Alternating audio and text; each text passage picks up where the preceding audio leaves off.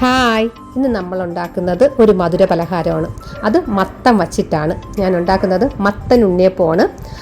പലരും കഴിച്ചിട്ടുണ്ടാവില്ല, എന്നാലും നല്ല ടേസ്റ്റാണ്. വളരെ എളുപ്പത്തിൽ ഉണ്ടാക്കുകയും ചെയ്യാം. ഞാനതിന് മത്തൻ തൊലി കളഞ്ഞ് അരിഞ്ഞ് കുക്കറിൽ ഒരല്പം ഉപ്പും വെള്ളം ഒഴിച്ച്, കുറച്ച് വെള്ളം ഒഴിച്ചാൽ മതി, 1/2 ഗ്ലാസ് വെള്ളവും കൂടി ഒഴിച്ച് ഞാൻ വേവിക്കാൻ വെച്ചിട്ടുണ്ട്.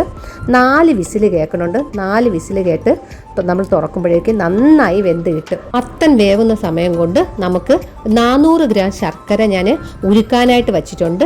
ഒന്ന് ഉരുകി കിട്ടിയാൽ മതി, ഒരു നൂൽ പരുവൊന്നും ആവണ്ട. അത് കഴിയുമ്പോഴത്തേക്ക് നമ്മൾ കുക്കർ തുറന്നിട്ട് മത്തൻ നന്നായി വെന്ത് കിട്ടും. അതിന് തണുത്തതിന് ശേഷം മിക്സിയിൽ നന്നായി അരച്ചെടുക്കാം. പെട്ടെന്ന് തന്നെ അരഞ്ഞു കിട്ടും. മിക്സിയിൽ ഒന്ന് ഉടച്ചെടുത്താൽ തരി കാണും. അതുകൊണ്ടാണ് ഞാൻ മിക്സിയിൽ നന്നായി അരച്ചെടുക്കുന്നത്.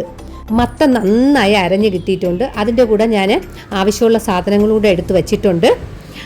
മത്തനിലേക്ക് 1/2 കിലോ ഞാൻ അപ്പത്തിൻ്റെ പൊടിയാണ് ഇട്ട് കൊടുക്കുന്നത്. വളരെ നേർമയായിട്ടുള്ള പൊടിയാണ് ചേർക്കുന്നത്.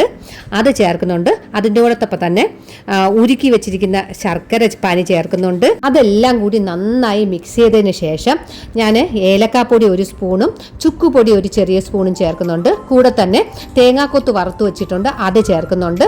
1 സ്പൂണ് നെയ്യും കൂടി ചേർത്ത് നന്നായി മിക്സ് ചെയ്ത് കുറച്ച് നേരം 1 മണിക്കൂറോളം ഞാനൊന്ന് മാവ് ഒന്ന് കുതിർന്ന് കിട്ടാനായിട്ട് റെസ്റ്റ് ചെയ്യാനായിട്ട് വയ്ക്കുന്നുണ്ട്. അപ്പോഴേക്കും മാവൊന്ന് കുതിർന്ന് കിട്ടും. കുറച്ച് വെള്ളം ചേർക്കാവൂ, ഒരുപാട് വെള്ളം ചേർക്കേണ്ട.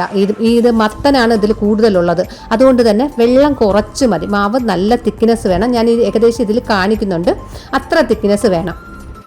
മാവ് നന്നായി സോഫ്റ്റായി കിട്ടിയിട്ടുണ്ട്.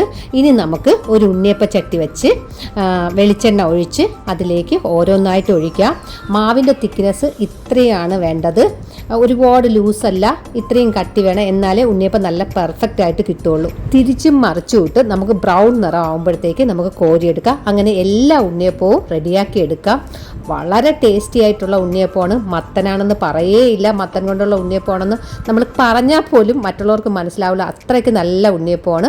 എല്ലാവരും ഒന്ന് ട്രൈ ചെയ്ത് നോക്കണം, എന്നിട്ട് അഭിപ്രായങ്ങൾ അറിയിക്കണം. വീണ്ടും ഇതുപോലുള്ള നല്ല നല്ല വീഡിയോകളുമായി നമുക്ക് കാണാം. ബായ്.